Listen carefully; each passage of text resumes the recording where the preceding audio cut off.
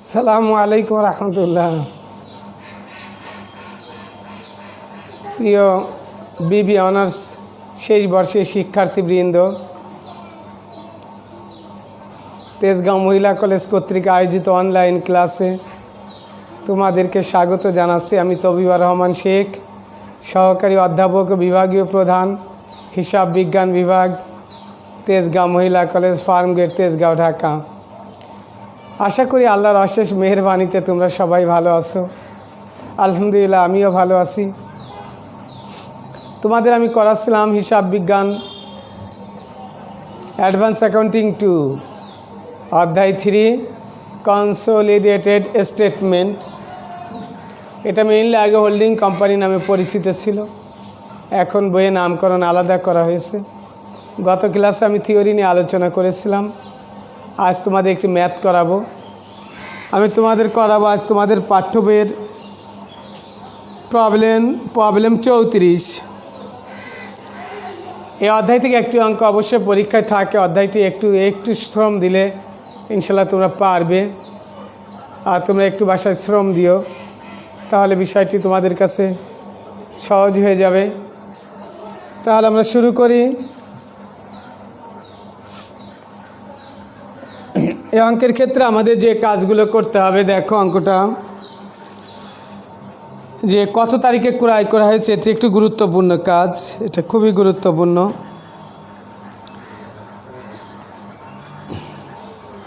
তো আমরা শুরু করি অঙ্কটা। শেষে প্রিপেয়ার কনসোলিডেটেড ব্যালেন্স শিট।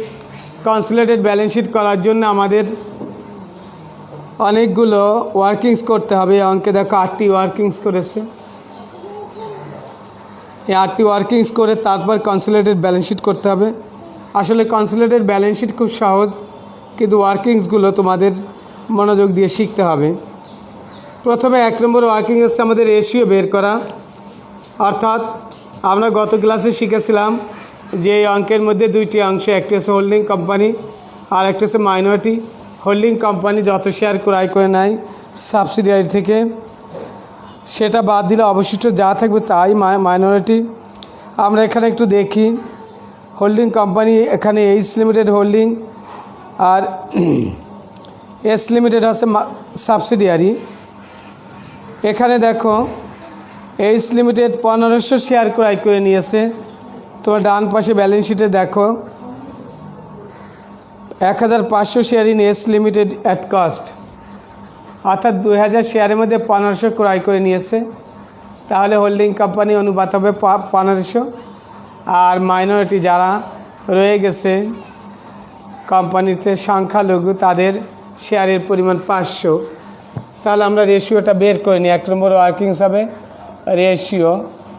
বই এটা করা আছে অঙ্কটা, তারপরে আমি জিনিসটা জাস্ট বুঝিয়ে তুলে দিচ্ছি। Holding company is two minority, এইভাবে আমরা লিখলাম। হোল্ডিং আছে 1500 আর মাইনরিটি 500। তাহলে রেশিও করলে আসবে, ছোট করলে 3:1, অর্থাৎ 3:1। এই রেশিওটা তোমাদের সবসময় প্রথমে করে নিতে হবে। 2 নম্বর আমরা করব কারেন্ট ইয়ার প্রফিট। এটা তোমাদের করতে হবে 2 নম্বরে। অধিকাংশ অঙ্কেই কারেন্ট ইয়ার প্রফিট বের করতে হবে, অর্থাৎ চলতি বছরের মুনাফা বের করতে হবে। 2 কারেন্ট ইয়ার প্রফিট। এখন প্রশ্ন হলো কারেন্ট ইয়ার প্রফিটটা আমরা কীভাবে বের করব। দেখো ব্যালেন্স শিটে যে প্রফিটটা দেওয়া আছে হোল্ডিং সাবসিডিয়ারি কোম্পানির, মেইনলি ওয়ার্কিংসগুলো হবে সাবসিডিয়ারি নিয়ে। সাবসিডিয়ারি দেখো প্রফিট আছে 90,000। এই 90,000 মধ্যে কারেন্ট ইয়ার প্রফিটও আছে, আবার লাস্ট ইয়ার প্রফিটও আছে। তাহলে আমরা একটু লিখে ফেলি profit as per balance sheet. Profit as per balance sheet সংক্ষেপে বিএস লিখলাম। টাকা 90,000, তো লিখি 90,000। এর থেকে বাদ যাবে less last year profit. Last year profit after dividend, কারণ একটা ডিভিডেন্ড প্রদান করা হয়েছে, তোমরা দেখেছো ডিভিডেন্ড। এই ডিভিডেন্ডটা বাদ দেওয়ার পর বের করতে হবে। তা লাস্ট ইয়ার প্রফিটটা কত আছে আমাদের একটু দেখি। লিখলাম last year profit. Last year profit দেওয়া আছে 55,000, এর থেকে লেস ডিভিডেন্ড,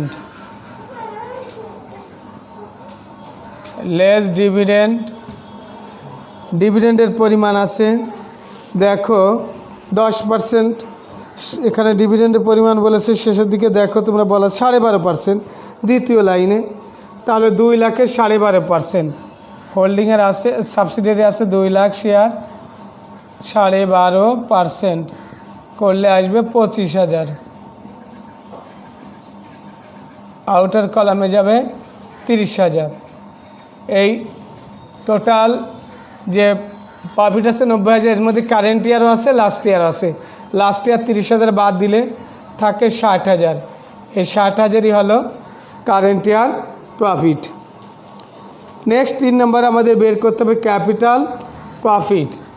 এটা ধারাবাহিকভাবেই তোমরা করবে, তাহলে সহজ হবে। ক্যাপিটাল প্রফিটটা আমরা বের করি। 3 নম্বর ক্যাপিটাল প্রফিট। ক্যাপিটাল প্রফিটের উপাদান কি কি? লাস্ট ইয়ারে যত প্রফিট আছে অর্থাৎ রিজার্ভ, লাস্ট ইয়ার প্রফিট, আবার কারেন্ট ইয়ার প্রফিটের একটা অংশ আসবে, সেটা আছে যে তারিখে ক্রয় করা হয়েছে সেই তারিখের আগ পর্যন্ত মুনাফা। তাহলে আমরা একটু দেখি জেনারেল রিজার্ভ কত আছে। রিজার্ভ বই একটু দেখো, রিজার্ভের পরিমাণ দেওয়া আছে 70,000 টাকা। লাস্ট ইয়ার প্রফিট আমরা বের করেছিলাম, তোমাদের খেয়াল আছে, ওই 30,000 ডিভিডেন্ড বাদ দেওয়ার পর লাস্ট ইয়ার প্রফিট ডিভিডেন্ড বাদ দেওয়ার পর আমরা বের করেছিলাম 30,000। আবার দেখো under value fixed asset, under valued fixed asset বইয়ে দেখো একটা ফিক্সড অ্যাসেটের মূল্য হ্রাস পেয়েছে, তার পরিমাণ আছে 10,000 টাকা। লাস্ট লাইন, একদম লাস্ট লাইন 10,000। আর কারেন্টের প্রফিট আসবে up to acquisition profit, up to acquisition date. Current year profit ক্রয় করা হয়েছে বছরের মাঝামাঝিতে। তা আমার টোটাল লাভ হয়েছিল 60,000 চলতি বছরের। এই চলতি বছরের মধ্যে গত বছরে চলতি বছরকে 2টা ভাগ করতে হবে, ক্রয়ের আগ তারিখ পর্যন্ত আর ক্রয়ের তারিখ থেকে ব্যালেন্স শিট তারিখ পর্যন্ত। তাহলে জানুয়ারি থেকে ক্রয়ের আগের পর্যন্ত হয় 6 মাস, কারণ এখানে বছরের মাঝামাঝিতে ক্রয় করা হয়েছে। তাহলে হাফে আসবে 30,000। আমরা ক্যাপিটাল প্রফিট পেয়ে গেলাম 1,40,000। 4 নম্বর আমাদের বের করতে হবে গুডউইল আর ক্যাপিটাল রিজার্ভ। গুডউইল আর ক্যাপিটাল রিজার্ভ আমরা কীভাবে বের করব? আমাদের এক্ষেত্রে দেখতে হবে যে আমরা কত টাকা দিয়ে ক্রয় করলাম, অর্থাৎ ক্রয়ের জন্য কত পরিশোধ করলাম আর এর বিনিময়ে কত পেলাম। তাহলে প্রথমে লেখো গুডউইল আর ক্যাপিটাল রিজার্ভ 4 নম্বরে। এইভাবেই লিখতে হবে তোমাদের অথবা দিয়ে, গুডউইল আর capital reserve.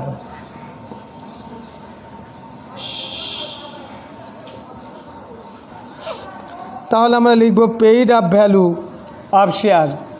Paid up value মানে তুমি কত পরিশোধ করলে শেয়ার বাবদ অফ শেয়ার বাবদ কত পরিশোধ করেছো।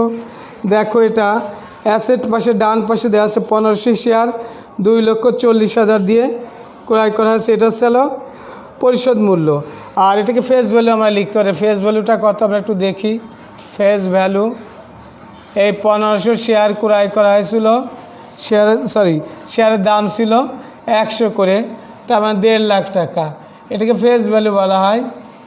এর সঙ্গে আমরা আরও কিছু আইটেম যোগ করব। ওই ক্যাপিটাল প্রফিট যেটা আমরা বের করেছিলাম, ক্যাপিটাল প্রফিট আমরা বের করেছিলাম, একটু দেখো 1,40,000 পুরোটা আসবে না, শুধু হোল্ডিং কোম্পানি অংশ আসবে, 4 ভাগের 3 ভাগ, তাহলে আসবে 1,40,000। 5,000। আর আসবে ডিভিডেন্ড, লাস্ট ইয়ার ডিভিডেন্ড যেটা আমরা বের করেছিলাম, লাস্ট ইয়ার ডিভিডেন্ড দেখো ওখানে আমরা বের করেছিলাম 25,000। এই 25,000-এর পুরোটা আসবে না, 3/4 আসবে 18,750। এগুলো যোগ করে আমরা 2,73,750। অর্থাৎ আমরা যে কোম্পানিটা হোল্ডিং কোম্পানি ক্রয় করে তারা পেয়েছে 2,73,750, আর এর বিনিময়ে শেয়ার বাবদ পরিশোধ করেছে 2,40,000। এটার নাম কি? পেইড ফর শেয়ার বা কস্ট অফ শেয়ার বা cost price of share, share ক্রয় বাবদ পরিশোধ মূল্য বা পেইড ফর শেয়ার, শেয়ার বাবদ পরিশোধ মূল্য 2,40,000। তাহলে এখানে তুমি লাভ করেছো অতিরিক্ত 33,750। এই 33,750 ক্যাপিটাল রিজার্ভ। কারণ কি? এখানে যা পাওয়া গেছে তার পরিমাণ বেশি যা পরিশোধ করা আছে তার থেকে। অর্থাৎ এই কোম্পানিটা ক্রয় করে এই 3 টাকাতে পাওয়া গেছে 2,73,750, আর শেয়ার ক্রয় করে পরিশোধ করা আছে 2,40,000। এখানে লাভ হয়েছে, এই জন্য এটার নাম হয়েছে ক্যাপিটাল রিজার্ভ। 4 নম্বরে আমরা বের করব রেভিনিউ প্রফিট। অর্থাৎ যে তারিখে 5 নম্বরে যে তারিখে ক্রয় করা হয়েছে সেই তারিখ থেকে ব্যালেন্স শিট তারিখ, অর্থাৎ কারেন্ট ইয়ার প্রফিটের অংশ অর্ধেক আসবে। Half of current year profit, half of current year profit. কারণ ক্রয় করা আছে বছরের মাঝামাঝি, তাহলে সেই ক্রয়ের তারিখ থেকে ব্যালেন্স শিট তারিখ পর্যন্ত 6 মাস, তাহলে অর্ধেক আসবে 30,000। 6 নম্বর ওয়ার্কিংসে মাইনরিটি ইন্টারেস্ট, সংখ্যালঘুর স্বার্থ। ওই যে 1500 শেয়ার যাদের ছিল তাদের লাভ কতটুক থাকলো, অর্থাৎ তাদের শেয়ারের মূল্য বাবদ প্রফিট বাবদ কত পেল। প্রথমে লিখবা face value of share. Face value of share একটু দেখো তোমরা, 500 শেয়ার তাদের ছিল, একটা শেয়ারের দাম 100, তাহলে আসবে কত টাকা? 50,000 টাকা। আর ক্যাপিটাল প্রফিট যোগ হবে রেভিনিউ প্রফিট, কারণ 2টা প্রফিট তারা পেয়েছে। ক্যাপিটাল প্রফিট পুরোটা তারা পাবে না, তারা পাবে তাদের 4 ভাগের 1 ভাগ। তাহলে 4 ভাগের 1 ভাগ তাদের ক্যাপিটাল প্রফিট আমাদের হয়েছিল 1,40,000। এটা 4 ভাগের 1 ভাগে আসবে 35,000। Revenue profit add revenue profit এখানে তারা পুরোটা পাবে না। রেভিনিউ প্রফিট হয়েছিল 30,000, রেভিনিউ প্রফিট হয়েছিল 30,000, এর তারা 4 ভাগের 1 ভাগ, তাহলে 7,500। এই 3টাই সাধারণত সবসময় আসে, যোগ করলে আসবে 92,500, যোগ করলে আসবে 92,500। তাহলে আমরা পেয়ে গেলাম মাইনরিটি ইন্টারেস্ট।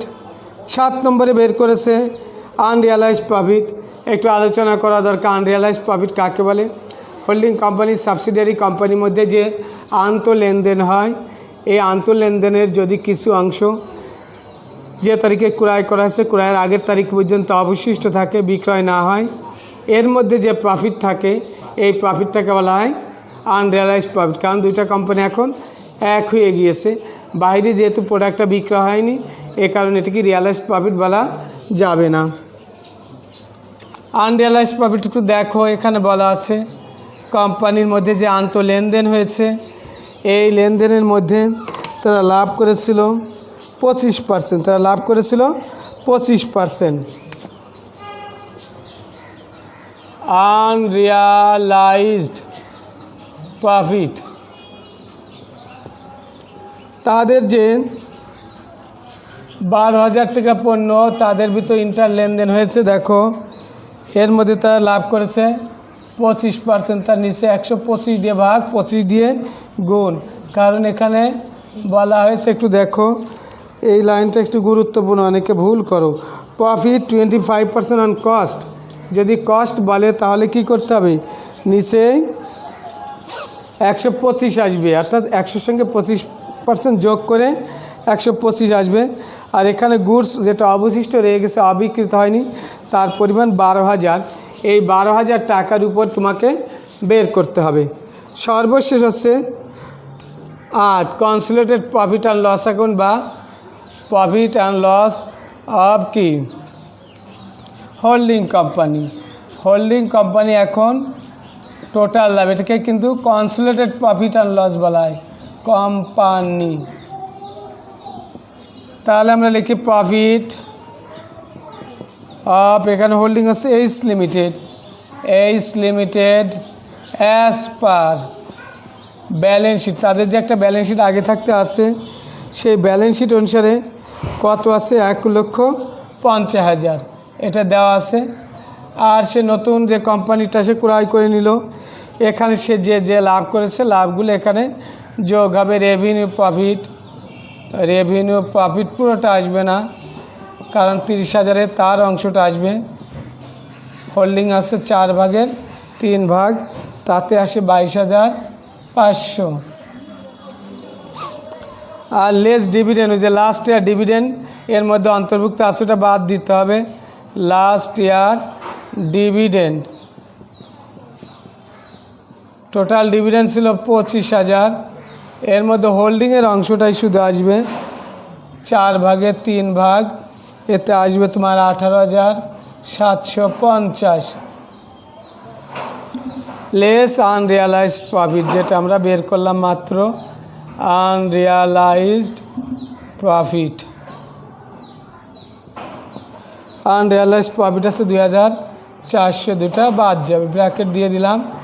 তাহলে যোগ বিয়োগ করলে পাবো আমরা 1,51,350 টাকা। তাহলে আমরা শিখে গেলাম 8টি ওয়ার্কিংস। আর একটু শেষ করে দিই, আমরা 8টি ওয়ার্কিংস শেষ করলাম। এখন আমরা কনসোলিডেটেড ব্যালেন্স শিটটা করবে, এটা তোমরা আগেও করেছো। ব্যালেন্স শিটের অনুরূপী জাস্ট হোল্ডিং আর সাবসিডিয়ারি দুইটা যোগ করে আমাদের বের করতে হবে। দেখো প্রিয় শিক্ষার্থীরা, আমরা এটা টি শকেই করি, কারণ বইয়ে টি শকেই করেছে। দুইটা টাকার ঘর দিলাম, এই যে ব্যালেন্স শিট, এই ব্যালেন্স শিটটার নাম কনসোলিডেটেড ব্যালেন্স শিট, সমন্বিত। বাম পাশে আমরা লাইবিলিটিস লিখলাম, লাইবিলিটিস টাকা, আর ডান পাশে অ্যাসেটস টাকা। ডান পাশটা আগে করি আমরা, ফিক্সড অ্যাসেটটা ভাগ করেছে, যেহেতু এটা কোম্পানি, ফিক্সড আর কারেন্টকে আলাদা করেছে, এটা উত্তম। আমাদের দেখা গুডউইল দেওয়া আছে অঙ্কে, গুডউইল দুইটা কোম্পানি আলাদা আলাদা যোগ করবা, 60,000 আর 40,000, 1 লক্ষ। আর ক্যাপিটাল রিজার্ভ যেটা বের হয়েছে, ক্যাপিটাল রিজার্ভটা থেকে কী হয়ে যাবে, বাদ হয়ে যায়, কারণ একই অঙ্কে গুডউইল এবং ক্যাপিটাল রিজার্ভ দেওয়া যাবে না। তাহলে আসবে 66,250। আদার ফিক্সড অ্যাসেট সঙ্গে এফে দেখো দেওয়া আছে 3,60,000 আর 2,20,000। আর এখানে দেখো একটা আন্ডার ভ্যালুড হয়েছে, মানে কম দেখানো হয়েছিল, এখন তাহলে কী হবে, যোগ হবে, দুটো যোগ করলে 5,80,000। আর আন্ডার ভ্যালুড মানে কম দেখানো হচ্ছিল, এখন সেটা বাড়াতে হবে, 10,000 যোগ হয়ে যাবে, মোট আছে 5,90,000। ফিক্সড অ্যাসেট শেষ হয়ে গেল, এখন আছে কারেন্ট অ্যাসেটসের উপাদানের মধ্যে স্টক দেখো আছে, স্টক এস আর এইচ যোগ করো তোমরা, যোগ করলে আসবে 1,90,000। এর থেকে আনরিয়ালাইজড প্রফিট যেটা, সেটা বাদ যাবে। আনরিয়ালাইজড প্রফিট আমরা কত বের করেছিলাম তোমাদের খেয়াল আছে, 2,400।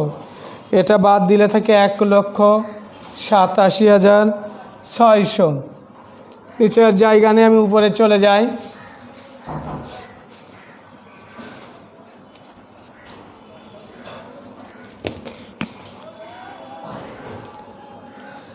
ডেটর্স এটা আন্তঃকোম্পানি লেনদেন আছে। ডেটর্সের মধ্যে দেখো ডেটর্স এস আর এইচ যোগ করলে পাওয়া যায় 1,05,000, দুটা যোগ করো।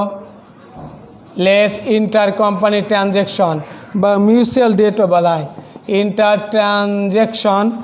এখানে দেখো বলা আছে অঙ্কের তোমাদের চতুর্থ লাইনে 24,000 ইন্টার কোম্পানি ট্রানজ্যাকশন হয়েছে।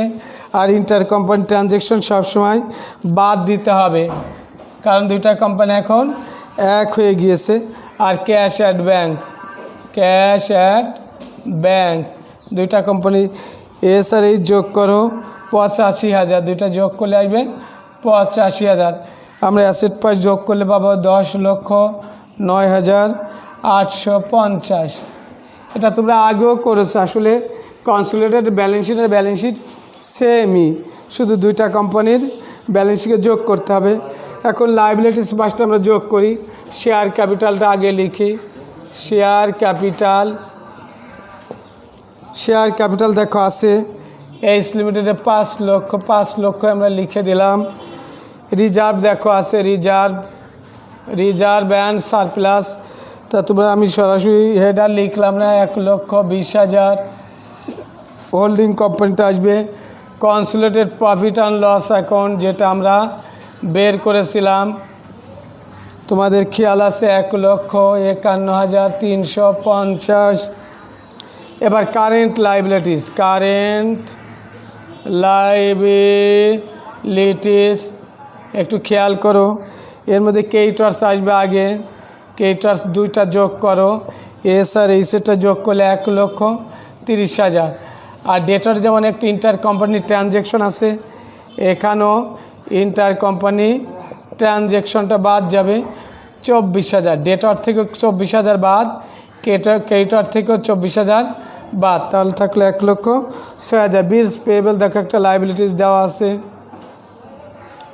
PAYABLE বিলস পেয়েবল দেওয়া আছে 40,000। আর তোমাদের খেয়াল আছে মাইনরিটি ইন্টারেস্ট যেটা আমরা বের করেছি, এটাও একটি দায়, কারণ এটা পরিশোধ করে দিতে হবে হোল্ডিং কোম্পানিকে। এর পরিমাণ আছে 92,500। এখন যদি আমরা যোগ করি 10,09,850। প্রিয় শিক্ষার্থীরা, এই হোল্ডিং থেকে একটি অঙ্ক কিন্তু সবসময় থাকে, তোমরা এটা বাসার চেষ্টা করো। আমি ম্যাথ ক্লাস মোটামুটি সব অধ্যায়গুলো শেষ। আগামী দিন থেকে আমি এই একদম প্রথম অধ্যায় থেকে তোমাদের এই ব্রিফ কোশ্চেনগুলো একটু আলোচনা করব। এখানে যা আছে ধরে ধরে আলোচনা করব, ইম্পর্টেন্ট যেগুলো। আশা করি তোমরা আমার ক্লাসের সঙ্গে থাকবে। আজ আর নয়, দেখা হবে ইনশাল্লাহ আগামী ক্লাসে। আসসালামু আলাইকুম ওয়া রাহমাতুল্লাহ।